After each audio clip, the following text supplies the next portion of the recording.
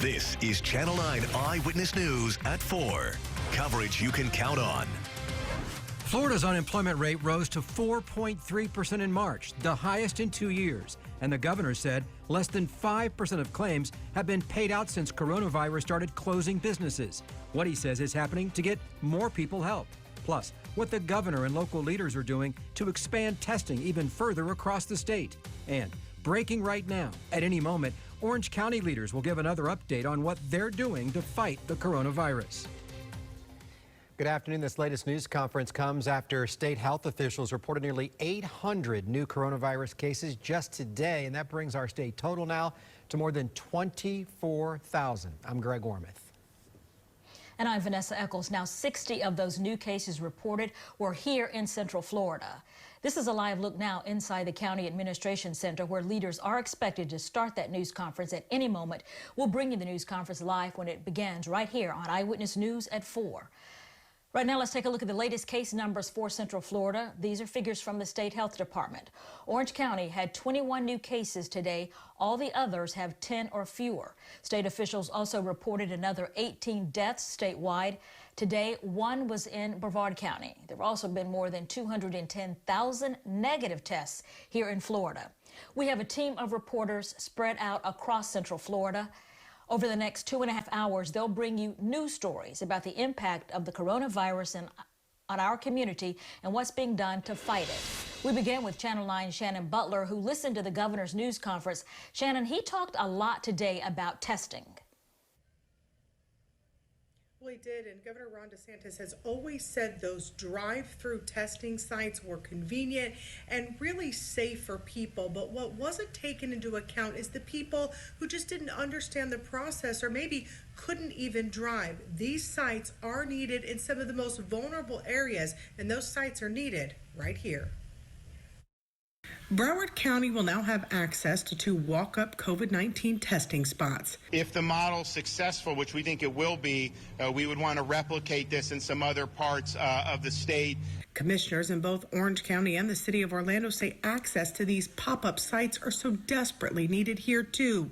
Data shows some of the most vulnerable communities are getting hit the hardest by COVID-19, and people just can't get to places like the convention center for testing for all sorts of reasons, including a lack of transportation.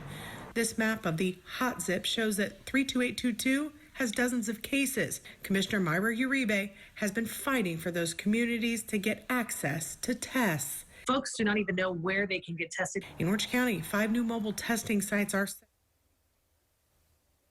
Right now, let's go to this live news conference from Orange County officials with the latest on the coronavirus update.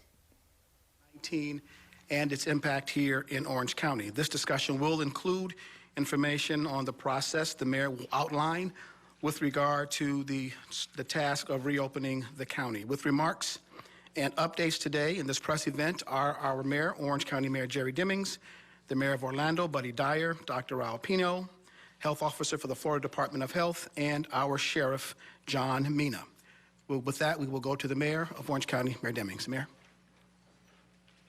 Okay, thank you, Dr. Williams. Thank you to all of you for being here this afternoon. We have extended the emergency order here within Orange County for another 7 days. We made that happen earlier today. As we began the week, we said that there would be 3 priorities for us this week, and the number 1 priority would be to stop the spread of the COVID virus within our community. Number 2, it was on increasing the testing that would be done in our community. And lastly, we would begin the planning process for phasing the reopening of business here within Orange County. We have gotten about that throughout the week, and I have to kind of give a backdrop of where we are currently here in Orange County and what we are experiencing. Today, Orange County has 1,135 coronavirus cases, and sadly, 21 individuals have died of the virus here within our county. We have tested approximately 15,000 individuals within Orange County. The heat maps have been updated, and as I have been saying over the past few weeks, nearly every zip code in Orange County has at least one case of the coronavirus. As a reminder, on Monday, this coming Monday, April the 20th, the state-run temporary COVID testing sites will be activated. It is important to remember that these sites are by appointment only. Residents must call and get their appointment in order to be tested. Dr. Pino is here with us today, and he will give you more details about the various testing sites. It has now been a month since I initially issued the stay-at-home order for Orange County residents. During the past 4 weeks, I have been extremely proud of how our residents have been self-isolating and helping to slow the spread of the virus in our community.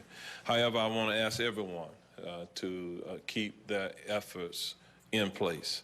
Please wear a mask when you are in public and limit your exposure to others. Your elected leaders are working hard during this time, along with our healthcare workers, first responders, and others who are engaged actively in this fight against the pandemic. We look to have a plan in place soon to determine the reopening of businesses here within our community. We've never dealt with anything like this pandemic in the history of our country. There is no roadmap. There is no template that we can follow. My priority is to find a sweet spot to get people back to work while keeping our residents safe at the same time. There will be highs and lows while we work toward this goal. My decisions will be based on the best information available to me at the time. I will consult with experts from the CDC, from our local hospitals, and state and local leaders from a variety of sectors for a response that makes both scientific and business sense. I don't want to reopen too quickly and then have to shut back down for another period of time, doing further damage to our economy. We don't want the invisible enemy to return. I'm announcing that the Orange County Economic Recovery Task Force will be chaired by George Argale, the president of Visit Orlando, and Tim Giuliani, the president of the Orlando Economic Partnership. They will head up a group of nearly 50 individuals representing such areas as our theme parks, hospitals, financial institutions, hotels, plus many small business owners. We're also including representatives from Lake, Osceola, and Seminole County, along with those here in Orange County. All of the individuals and their companies represented on the task force have been greatly impacted by the stay-at-home order, and many were forced to shut down. These are some of the best and brightest minds in our community and will work with a single goal in mind. The group will come up with recommendations for reopening Orange County, including the approach to easing restrictions while ensuring the safety of employees and the public. We want to make sure our residents feel safe enough to venture out in public and return to some sense of normalcy. I realize that in the coming weeks, we must instill confidence in people to feel comfortable re-engaging publicly. The first meeting of the task force will be a virtual one on Wednesday of the coming week. I'm optimistic we will be able to get Orange County and Orlando, the metro Orlando area, on the way to economic recovery while breaking the back of this virus. For struggling businesses and employees, there's another place to go for assistance. Visit Orlando launched a tourism help hub website to connect the area's tourism-related businesses and workers to vital information to navigate the crisis. The site includes research, business data, financial resources, job listings, food support, and deals that apply to many different businesses and individuals who need help in the metro Orlando area. 41% of the region's workforce is related to the tourism industry, and the Tourism Help Hub will provide assistance to those who inquire. The website is visitorlando.com/help. visitorlando.com/help. My office has received several inquiries about our animal shelter and how the pets are doing. On Thursday, the Orange County Animal Services began virtual adoptions on their Facebook page. 15 cats and 5 dogs are available to go home with a caring family. So far, 74 people have inquired about these virtual adoptions. The majority of these pets are in foster care, and the shelter will help arrange virtual meet and greets with the foster parents. If it is a match, Animal Services will process the adoption paperwork electronically and coordinate a quick pickup of the pet at the shelter. Go to the Orange County Animal Services Facebook page for details. So hopefully that's a bit of good news for you here in our community. At this time, I'm going to ask Mayor Dyer to come forward and share additional comments. Mayor Thank you, Mayor Demings. As we continue to use our collective strength to get through this pandemic, we're also working on how together we can use that same collective spirit to move ahead to a new normal in the coming weeks and months ahead. It's going to be critical as we create our plans to get to our new normal that they be done in ways to continue to keep the rate of infection down. They must be done strategically, based on facts and science, and in a way that does not undo all the good that we have accomplished so far together. So as we continue to respond to the impacts of COVID-19, getting critical data and getting that information out to our community must continue to be our top priority.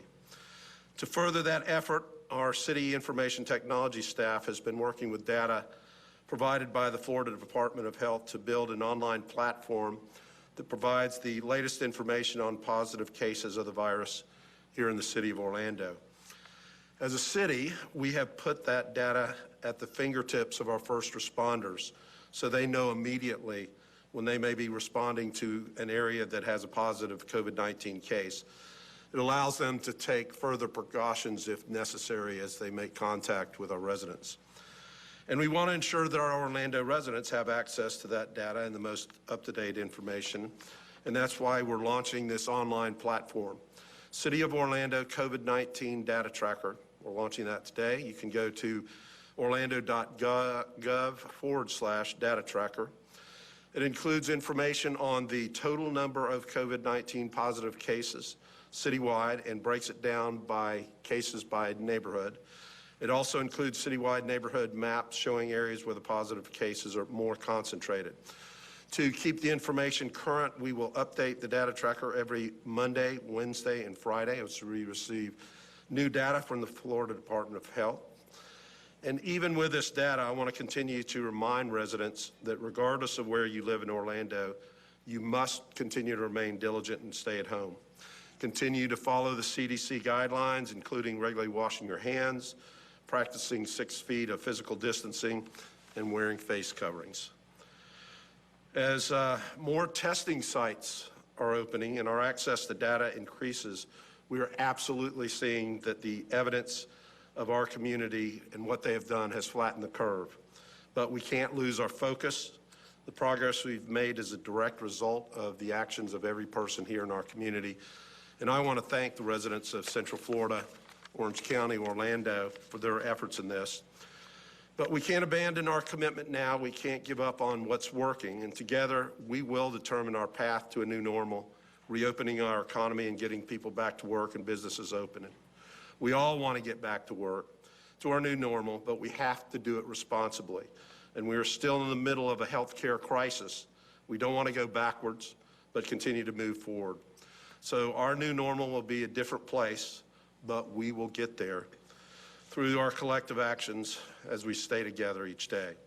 We are Orlando Strong, so let's keep staying strong, staying smart, staying safe, and for now, staying home. Dr. Pino. Thank you, Mayor. Good afternoon. As Mayor Deming mentioned before, the county has 1,135 cases for a positive rate of about 88%, which continue to stay in single digits. I also want to call your attention to the graph and data behind us. And it is important to realize that although the majority of the cases in the pandemic in Orange County are on people younger than 65, most of our deaths, by a big majority, are on people who are 65 and older with pre-existing conditions. So this disease is deadly for people who are over 65 and have pre-existing conditions. That's why it's so critical to continue to maintain isolation, social distancing, and protecting the most vulnerable. We have 21 deaths. 3 new deaths has been added to the sad list that we are running. And of course, our prayers and thoughts with the family and with everyone that has been affected. With regarding to race, 45% of the individuals are Caucasian. 12% of all the individuals affected are Black, 26% are other, and about 17% with another race. With regard to ethnicity, about 27% are Latinos, and about 33% are non-Hispanic.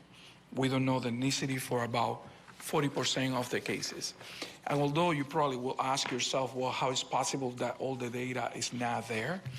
When you have multiple sites collecting multiple data points from different companies and different labs, and then coming into a centralized point, it has to go through a cleaning process to be able to certify those absolute numbers, but that's the closest that we have right now. In partnership with the City of Orlando and the county, we are about to launch on Monday a mobile testing initiative that is going into the communities.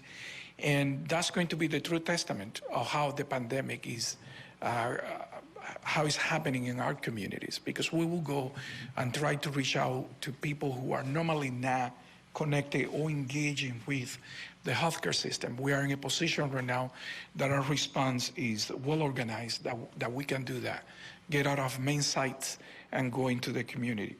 We have initially assessed this going to be done in 5 different sites. Monday on J. Blanchard Park, Tuesday on South Econ Community Park, Wednesday at Camping World Stadium, Thursday at Barnett Park, and Friday at West Orange. People will need to make appointments. We still have appointments. In most days, we still have over 100 appointments available for all these days. Please call our health department at the phone number 407-723-5004. Make an appointment. If your call cannot be answered or you answer during the weekend, leave a message. We will call you back. On these sites, we'll be taking walk on foot people who may have an appointment, cars and bikes. With that, I will answer any questions after Sheriff Mina, who I am passing the microphone, and didn't forget this time. Thank you, Dr. Pino, and good afternoon. So last week, we told you about our special response team that is called upon for incidents involving those who may be affected with the virus. And these deputies are specially trained and have additional protective clothing, respirators to help them lessen the risk of exposure for the rest of our deputies. So the team has responded to over 10 incidents since it began last week and doing a great job in enabling the rest of our deputies to stay safe. So we believe it's one of the reasons for such a large law enforcement agencies that our numbers have stayed relatively low, and that in addition to measures that we put in place to keep our law enforcement here safe in Central Florida. Unfortunately, law enforcement throughout the country are encountering people claiming to have been infected with COVID-19 who attempt to weaponize the virus by coughing or spitting in first responders' faces. This is just a reminder to our public that this is a crime. In fact, there are 5 criminal statutes that can apply. They're all felonies, ranging from assault on a law enforcement officer to aggravated battery on a law enforcement. And so the U.S. Attorney's Office here locally has also notified us that they will adopt those cases federally. So even making the threat that you have COVID-19 and spit at an officer or deputy is a 3rd-degree felony. And so additionally, if our citizens encounter this dangerous activity, we want to know about it, and we will investigate those cases. Another unfortunate byproduct of the pandemic has been a surge in COVID-related scams. While our agency specifically has not seen this, I want to offer some general warnings about scams, and these can range from someone offering coronavirus tests you can administer at home to scam text messages saying that you've come in contact with someone who has been infected, prompting you to click a link to learn more. These are not messages from any official agency. I just want to make that clear. They, however, are a gateway for criminals to steal your identity and gain access into your bank account. The Florida Attorney General's office has a lot of good information about how to avoid and report these scams on its website. That's myfloridalegal.com. So as we continue to face the challenges of COVID-19, I want to assure you that we are doing all we can to increase the safety and readiness of our law enforcement so we can continue to keep our community safe. That brings me to a warning about speeding. The roads are a lot less congested, as you have noticed, and that has led some in our community to treat our roadways like their personal speedways. This is extremely dangerous for yourself and anyone who must share the roadways. I'm told the top speed that our deputies have recently was 126 miles an hour in a 70-mile-an-hour zone. And just so you know, that's a $1,104 citation. But more importantly, that kind of speed could have led to a fatal crash. So, you know, we appreciate everything Orange County residents have done to protect themselves from COVID-19. But please continue to stay home unless you must go out. Please wear your mask if you're in public, wash your hands, and practice social distancing. Now is not the time to let our guard down. We're doing such a great job. We must do everything we can to do to stop the spread of this deadly virus and get back to our new normal. And so many of you seen a lot of the local law enforcement agencies have been spending a lot of time thanking our healthcare workers. I just want to reiterate that we can't thank them enough. They're on the front lines with us, exposing themselves to the deadly virus at risk to their own safety. So we also want to give a shout out to all of our grocery store clerks and all those who are providing food and those essential services as well. Thank you. This time I'll turn it back over to Mayor Demings. Okay, if there are any questions, now would be the time to ask the questions. Lauren Seabrook, Channel 9. Sheriff, actually my first question's for you. There's a large gathering outside, a protest going on. Why are they being allowed to be in a big group like that?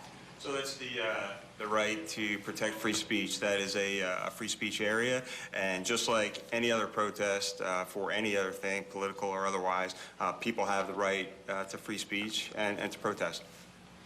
Okay, and then Mayor Demings, we're hearing from some people throughout the county that you were talking about trying to open things up in June. Is that what your timeline is looking at, or do you think earlier than that? I can't say precisely when we'll have a phased reopening. That really is the purpose of the task force that I announced today, is to really work together collaboratively across the various industries and work with our healthcare experts to come up with a reasonable period of time. And as I said in my comments, that decision will be based on the medical science and what also is business friendly as well. For Dr. Pino? I know you mentioned the appointments. I think you said there's 100 appointments available still. Are you expecting those to fill up? Are you surprised they haven't filled up already? Do you think the message is getting out to people that they need to have an appointment? So when we initially set up the site, I was not really expecting to get 300 calls for the first few rounds. And I mentioned it to our staff.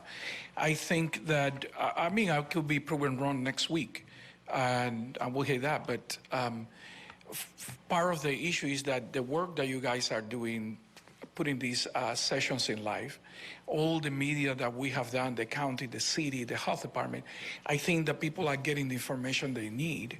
And in mild cases, testing doesn't have any impact, really. The impact is in social distancing, washing your hands, keeping your distance away from people. And as I said before, we have to assume that everyone won't have it if we want to eliminate this. Dr. Pino, this is for you. Eric Sandoval with News 6 and ClickOrlando.com.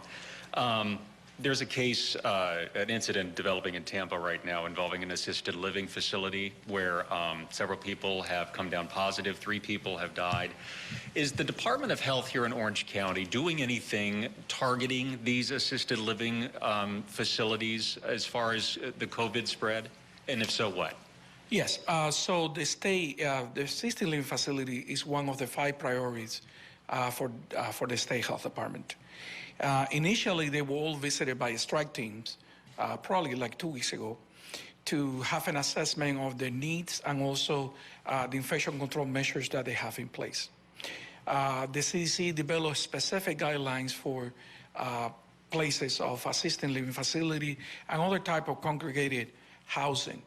And also, right now, every time that a positive case has happened in an assisted living facility, we are supposed to conduct a visit with ACA together so that we can address again in that specific location the needs that they have and infection control measures in place. The county has provided as much as they can with PPE and other protective equipment, and we are really watching these facilities like hawks. I'm watching for the cases and being able to contain, not only because what is happening in Tampa, but also what happened in Washington. So we don't want to repeat that. If you imagine what I was saying before, most people who live in these facilities are over 65, and most of these people have serious health conditions. So it's critical that we protect them. Do you have the manpower to handle it? Yes. All right. This is Melissa Thomas of Florida National News. This question is for Mayor Demings. We understand what you're saying in terms of the staggered timeline, but do you guys have a plan for if you guys should get pressure from the President of the United States, since he's pushing to reopen the entire country pretty much by May 1st? Well, I know that the President announced, I guess it was yesterday, a phased approach where there would be, the early phase would be indicative of businesses reopening, but still having some type of social distancing restrictions with 10 or fewer people. Then the next phase would move to 50 people or less, and then the third phase will be trying to return to some sense of normalcy. However, each state, each governor has the authority within their respective state to implement whatever the regulatory mandates may come out from the federal government that the states will take into consideration, make their own state mandates, and then all of them will get implemented at the local level. So what we're trying to do here is to ensure through the Orange County Economic Recovery Task Force that whatever happens here in this community is unique to our community, and it is appropriate for our businesses here. So you'll see that tiered approach. The purpose of the task force is to make a determination of the right fit for reopening here within our community using a phased approach. That plan will be developed in consultation with the group, and we'll be happy to provide you with the list of individuals who represent various small businesses, corporations, et cetera, and other, I think, business assistance entities as we move forward. Okay. Steve Hudak from the Orlando Sentinel. This is for you, Mayor Demings, but I would also be interested in hearing what Mayor Dyer, Sheriff Mina, and Dr. Pino have to say about this. If you had an opportunity to talk to the people who are out front and saying this threat of this virus is exaggerated and that the implications of financial harm is greater than the health consequences, what would you tell them? You know, you see what's going on outside. In my humble opinion, it's much of a circus. Perhaps one person has the right to risk their own health and safety, but they don't have the right to risk the health and safety of others. From the observations that I had earlier of photographs that were shown, these individuals were taking it lightly. They were not masked up. They were not practicing any form of social distancing. And I think that's a tragedy, particularly since we know that 21 people in this community died from the virus. I wouldn't want to play Russian roulette with myself like that. We know that over 600 people in the state of Florida have died as a result of this virus, and hundreds of thousands across the globe. So it's not fun and games. This is serious stuff that we're dealing with here in this community, and so I would suggest to them to take it seriously. Thank you. So there are some people that don't accept science or facts, and I suspect that's a bunch of them that are out front. But what I'd probably do is suggest that they have an opportunity to speak with family members of somebody that has died from COVID-19. Maybe that would wake them up a little bit. I'll just echo what both mayors have said. I mean, we've seen the data, we've seen the science, and again, I've said this earlier in other press conferences that we talk about all these numbers, but those are actually faces and names and relatives of real people that have died in this community, and people need to take it seriously. We wouldn't be up here every other day, you know, updating the community if we didn't think this was serious, to stay home and to follow all these directives. Paul Rivera with Channel 2. This is... One more, Dr. Pino. I was happy not to. So, you know, in support of the three prior speakers, the sad part could be that next week I could be announcing that there are cases that are related to that event out there. At some point in Florida, 50% of the cases at some point were related to political rallies that took place in Palm Beach and Miami. And it's not a coincidence that those cases those areas are one of the harder hits in the state, because there are a high number of initial cases that took from there. And in Orlando, we experienced a couple of cases from those events, and those were our first cases, if you remember correctly, a female and a male. And the idea that science is not supporting these. So there are news today that those couple of states that have not adhered to the stay home order, have experienced an increase in the number of cases, while the other states that has stay-home orders, the number of cases continue to decrease. And to that effect, if you recall, a week ago, maybe 10 days ago, we were duplicating cases every 48 hours. And due to the measures that were put in place 3 weeks ago, right now we have a significant deceleration of the number of cases. Like in a week, we have seen 20, 30 new cases, when we were seeing 100 cases a day or every other day a couple of weeks ago. So the science is there. They don't want to believe it. It's fine. We just hope that they don't have a price to pay for that. Paul Rivera with West 2 News. This would either be, I guess, for Mayor Demings or the sheriff. When is the curfew going to be up? And do you anticipate lifting the stay-at-home order before you reopen businesses? And if not, why? I think the curfew will likely remain in place as long as we have a significant number of businesses that are closed down. It is put in place to ensure the protection of property, as well as individuals during this period of time that we remain under a state of emergency. Lara Greenberg, Fox 35. Regarding the crowd outside, I understand that they have the right to peacefully protest, but why isn't there any enforcement of social distancing guidelines within that protest? Is that something that's even doable? Well, what I will tell you is that, much like what we have said repeatedly during these various press events, we have asked for voluntary compliance regarding the social distancing. We don't have any orders specifically in place regarding the types of public assemblies where First Amendment rights are being discussed or exhibited.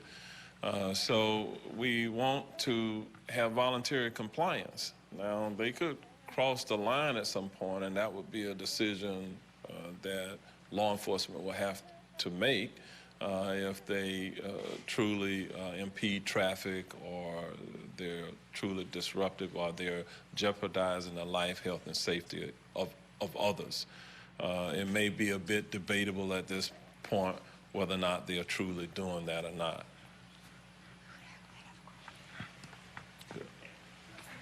So I'll just add again that, you know, as law enforcement, we're not going to get in the middle of someone's right to protest. And, you know, going back to when I was chief and now sheriff, I think we've been pretty consistent in this community about the folks' right to protest, the right to free speech, and really we have not got involved and made arrests unless there has been a danger to the public, unless there has been property damage or significant disruption to major roadways due to traffic. So until that happens, you won't see any enforcement action.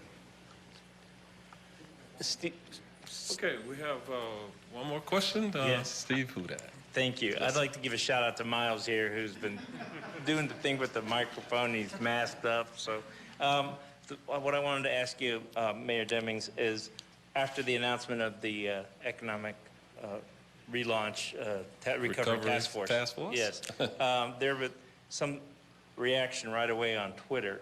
And one of the things that we've received is, here's someone who said, honestly, the folks on the task force are not impacted in the ways so many Orange County residents are, and yet they are going to decide how we proceed. Where are the community voices? Every one of those persons on that task force is impacted by this virus.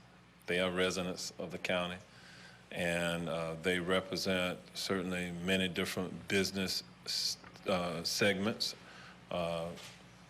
So they represent the constituency, and that's why we've been pretty intentional about making certain that that was a diverse group of individuals. And their job is to look at the body of evidence of science and look at what works for businesses here and make recommendations to us about what it will look like when we begin to phase in the reopening of businesses. That's the best that we can do as a public entity, is to involve the people. We're not making decisions in a vacuum. We're involving the members of the public. And so I would say that all of them have been impacted by this virus, just like every other person. So I don't know that I agree with the notion that anybody has not been impacted, but certainly if you live here, you live in America, and if you own a business or you're an employee yourself or you're an employer, you've been impacted. So we're going to listen to them, take their advice. Yes. Sorry, Mayor, just one more. It seems to many of us that some of the more Republican leaders are starting to open things up sooner or wanting to. Some of the Democratic leaders are wanting to hold off a little bit more. That can be very confusing to our community to know when it is safe for them. How do you go about helping people feel comfortable the way that you think is safe in leading this community? And are you frustrated by some of the politicalness that's come from this? I'm not frustrated by that, actually, because this virus isn't about whether you're a Democrat or Republican or otherwise. It's just about human beings. And so what I will tell you, I know that one of my colleagues is here, Commissioner Gomez-Cordero, and all of us here. We care immensely about our community. We're trying to do the best that we can do to make decisions on behalf of the entire public, and we should make those decisions in an apolitical way. So whether the leaders are Republicans or not, the reason why I'm putting this task force in place is because sooner or later we do have to re-engage publicly with one another and that should be a planned, orderly process, and that's what it's all about. What would dictate how soon or how late that is the science and whether or not it's safe to reopen or not. That's what would dictate it, not about your political affiliation or any of that. And quite frankly, for the most part, I really don't see that. Within the region, I have endeavored to reach across jurisdictional lines with the other counties here, Lake, Orange, and Osceola County. We have not had any conversations about our political affiliation or not. We're here to work together for the good of all of us. Okay. All right. Thank you all very much for being here this afternoon. We hope you have a wonderful weekend.